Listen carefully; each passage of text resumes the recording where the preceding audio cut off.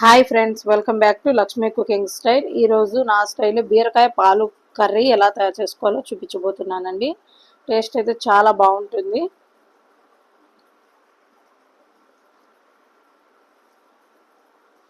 ముందుగా ఈ కర్రీ కోసం ఒక కళాయి తీసుకొని స్టవ్ ఆన్ చేసుకొని ఒక 3 టేబుల్ స్పూన్ వరకు ఆయిల్ వేసుకోవాలి. ఆయిల్ కొంచెం వేడెక్కిన తర్వాత పోపు దినుసులు వేసుకోవాలి. అలాగే కచ్చా పచ్చగా దంచుకున్న వెల్లుల్లి రెమ్మలు ఒక 8 వరకు వేసుకొని 4 రెమ్మలు కరివేపాకు వేసుకొని ఈ పోపు వీటన్నిటిని దోరగా వేయించుకోవాలి. అవి కొంచెం వేగిన తర్వాత 4 పచ్చిమిరపకాయలు చీలికలు కట్ చేసుకొని వేసుకోవాలి. అలాగే ఒక మీడియం సైజ్ ఆనియన్ కూడా చిన్న ముక్కల్లా కట్ చేసుకొని వేసుకొని దోరగా వేయించుకోవాలి. ఇవి వేగిన తర్వాత ఒక చిన్న టమాటాను కూడా కట్ చేసుకొని వేసుకోవాలి. ఇలా కలుపుకుంటూ టమాటా అనేవి మెత్తబడే వరకు ఉడికించుకోవాలి. ఇప్పుడు ఇందులోనే ముందుగా ఒక అరకిలో బీరకాయ ముక్కలను కట్ చేసి పెట్టుకున్నాను. ఇప్పుడు ఆ బీరకాయ ముక్కలను వేసుకోవాలి. ఇప్పుడు ఇందులోనే ఒక 1/2 టేబుల్ స్పూన్ వరకు సాల్ట్, అలాగే ఒక 1/2 టేబుల్ స్పూన్ వరకు పసుపు వేసుకొని మొత్తం ఒకసారి కలిసేలాగా బాగా కలుపుకోవాలి.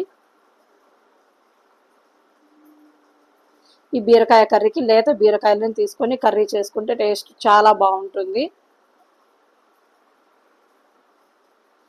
ఇలాగ పోపు అంతా కలిసేలాగా బీరకాయ ముక్కలు అన్నీ బాగా కలిసేలాగా కలుపుకోవాలి. కలుపుకొని మూత పెట్టుకొని బీరకాయల నుంచి వాటర్ వచ్చి ఇంకిపోయే వరకు ఉడికించుకోవాలి. ఈ బీరకాయలో ఎటువంటి వాటర్ వేయకుండా బీరకాయల నుంచి వచ్చిన వాటర్తోనే బీరకాయ ముక్కలని మెత్తగా మగ్గించుకోవాలి.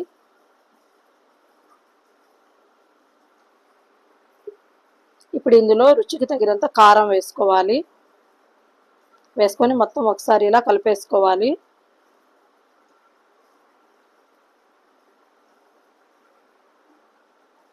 చాలా చాలా బాగుంటుందండి ఈ కర్రీ అనేది. ఎవరికైనా తెలియకపోతే ఒకసారి ట్రై చేయండి.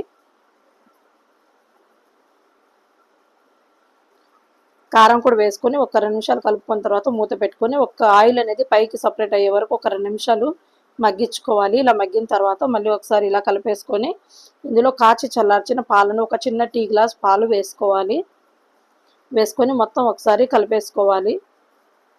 ఫ్లేమ్ని లో ఫ్లేమ్లో పెట్టుకోవాలండి. హై ఫ్లేమ్లో పెడితే పాలు అనేవి విరిగిపోతాయి. ఫ్లేమ్ని లో ఫ్లేమ్లో పెట్టుకొని ఒక 5 నిమిషాలు ఉడికించుకోవాలి. కర్రీ అనేది కొంచెం దగ్గర పడుతున్నప్పుడు ఇందులో నీట్గా కట్ చేసి పెట్టుకున్న కొత్తిమీరని కూడా వేసుకోవాలి. వేసుకొని మొత్తం ఒకసారి ఇలా కలిపేసుకొని ఒక 2 నిమిషాలు ఉడికించుకుంటే టేస్టీ టేస్టీ బీరకాయ పాలు కర్రీ అనేది మనకి రెడీ అయిపోతుందండి. చాలా చాలా రుచిగా ఉంటుంది ఈ కర్రీ అనేది. ఒకసారి ఇలా ట్రై చేయండి. ఈ వీడియో కనుక మీకు నచ్చితే నా ఛానల్ని సబ్స్క్రైబ్ చేయండి, లైక్ చేయండి, షేర్ చేయండి. Thank you.